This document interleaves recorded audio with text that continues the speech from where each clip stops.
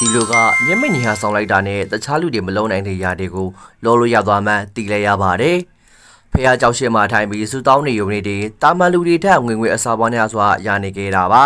။မျိုးသမီးတွေအဝယ်စားလေးတော့သူ့ကိုညင်မညင်မဲ့ပြီးကွယ်ဝဲမနေကြတော့ပါဘူး။သူ့ရဲ့ထူးခြားကားမုံနဲ့အကြောင်းအာယုံတွေကိုအသုံးပြုခဲ့ပြီးပီယာနိုတီကက်ကပတ်စံတွေညာကြီးရှာနိုင်ခဲ့တယ်။ဒါပေမဲ့ညင်မညီဟာဆောင်တာကပြဿနာတွေလည်းရှိလာခဲ့ပါတယ်။တနေ့မှာတော့စပိန်စီလာတဲ့ကောင်မလေးတယောက်ကသူ့ကိုဝင်တိုင်းပြီးပါလေရောသူကဘာမှမထီခဲ့ပေမဲ့အားနာစိန်ဝင်သွားတဲ့ကောင်မလေးကအသေးလိုက်ကျွေးမယ်ဆိုပြီးပြောပါတယ်သူလည်းပီယန်နိုဆရာတယောက်မှတီးလိုက်ရတဲ့အခါမှာတော့ကောင်မလေးရဲ့ညလုံးတွေကအယောင်တောက်သွားပါတော့တယ်သူမိသားစုပိုင်တဲ့ဘာမှလည်းပီယန်လိုတီးရဲ့လူလိုအပ်နေတာမျိုးလို့ကောင်မလေးကသူ့ကိုအိမ်ခေါ်သွားခဲ့တယ်စိုင်းတီခိုင်းတဲ့အခါမှာပဲဒီလူကအေးစစ်စစ်ပဲတီးကြလိုက်တာကြောင့်တာဖာနေအောင်လုံးသဘောကျသွားခဲ့ပြီးညတိုင်းလာတီးဖို့ဖိတ်ခေါ်လိုက်ကြပါတယ်ကောင်မလေးကသူ့ရည်ချင်းတွေကိုသဘောကျလွန်လို့စပိန်နဲ့ကိုယ်တိုင်တော့အိမ်ပြန်လိုက်ပို့ပေးခဲ့တယ်။သူအိမ်ရောက်တော့နဲ့ကောင်မလေးညနာကိုတေချာညရအောင်ညမကိုချွတ်လိုက်တယ်။ဒါပေမဲ့အဲ့ဒီချိန်မှာပဲအောက်ထက်ကကောင်လေးတယောက်ကညင်သွားခဲ့ပြီးသူ့ရဲ့လိုဝက်ချက်ပေါက်ကြားသွားခဲ့တယ်။သူလည်းသဘောတူထားတဲ့အတိုင်းဘာမှသွားတည်ခဲ့ပါတယ်။ညမညင်ချင်းနေပေမဲ့ခန်းထဲမှာတော့သူကအထင်ရှားဆုံးလူချင်းနေခဲ့တာပါ။ဒိုက်တာတယောက်ကညင်ချင်းသဘောကျသွားပြီးသူ့ရဲ့စီစဉ်မှာပါဝင်မှုဖိတ်ခေါ်လိုက်ပါတယ်။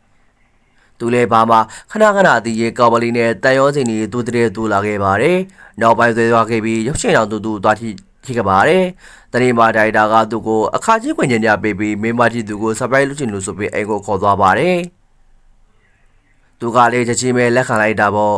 ။နောက်တစ်နေ့လေးရောက်သူ့ရဲ့အိမ်တကားဘက်ကိုသွားတီးပါတယ်။ညသမီးကသူ့ကိုကြာအိမ်ပါမရှိဘူးလို့လည်းပြောလိုက်ပါတယ်။သူကတော့ဒိုင်တာစစ်စင်ထားတဲ့ဆပ်ပရိုက်လိုပဲထင်နေခဲ့တာပါ။ညရောက်တာတခါမှအကြာကြီးစကားများနေကြလို့တစ်ဖက်ခန်းကအဖွားကြီးရတော့ထွက်ကြည့်ရတဲ့အထိဖြစ်ကြုံပါတယ်။ကျေသနာတက်မှကြောက်သွားတဲ့ညိုသမီးကနောက်ဆုံးတော့သူ့ကိုအိမ်ထဲထိခေါ်ခဲ့ပြီးပီယန်နိုရှင်းမှာထိုင်ကားလိုက်ပါတယ်။ပြီးတော့ဖုန်းပြောချင်ရောက်ဆောင်ပြီးတစ်ဖက်ကိုတမင်တက်ရခဲ့ပါတယ်။ပြီးတော့မှဒီလူရဲ့ညလုံးချီနေကိုတေချာမင်းညံ့ပါတယ်။လုံးဝမနေရတော့ဘူးဆိုတာသိကြသွားမှတကြင်ချနိုင်ခဲ့ပါတယ်။သူ့ကိုတချေသက်ဖို့တီးခလိုက်တဲ့အချိန်မှာပဲခိုင်းတော်မှာလဲနေတဲ့အလောင်းတစ်ခုကိုသူတွေးလိုက်ရပါတော့တယ်။သူတီလန်းအောင်တောက်သွားခဲ့ပေမဲ့အချောက်တရားကိုမကြရိရှာပါဘူး။ဒါပေမဲ့အိမ်နာသက်ချင်လူတို့ပြောလိုက်ပါတယ်။အမျိုးသမီးကတချင်ညနာကိုတီးသွားခဲ့ပြီးတန်တရားညလုံးနေနဲ့သူ့ကိုတွဲပို့ပေးခဲ့ပါတယ်။သူပို့ပြီးတေချာညင်လိုက်ရတာကတော့စမ်းကြီးပေါ်မှာဝါရီနဲ့သွေးတွေကိုနီးမိလိုက်တာပါပဲ။သူတီငြိမ်မိနေခဲ့ပြီးတော့အိမ်နာတကားပိတ်ပြီးစိတ်ကိုလျှော့ထားနေတော့မှပဲနောက်ကနေလူတရားပေါ်လာလို့လန့်သွားရကြံပါတယ်။ဒါကြောင့်မငြင်းရဆောင်ပြီးနေရက်ကိုစမ်းကပြန်ထွက်လာခဲ့ပါတယ်။ပြီးတော့နောက်ကနေနင်ထားသေးတဲ့လူတယောက်ပါထွက်လာခဲ့ပါတယ်။အဲ့ဒီတော့မှအထစ်ကျနေခဲ့တာကိုသူကကြက်ဆက်ကြည့်မိလိုက်ပါတယ်။ဒိုင်တာကခီးတွက်မလို့လိန်ပြောနေခဲ့ပေမဲ့တကယ်တမ်းကမိမကြီးသူကိုဆပ်ပရိုက်လုပ်ချင်ခဲ့တာပါ။တက်ခင်းတကုံလိုရှာပေးခဲ့ပေမဲ့မိမကမတွေ့ပဲစပယ်ပေါ်ကတနက်တစ်ခုကိုပဲတွေ့ခဲ့ပါတယ်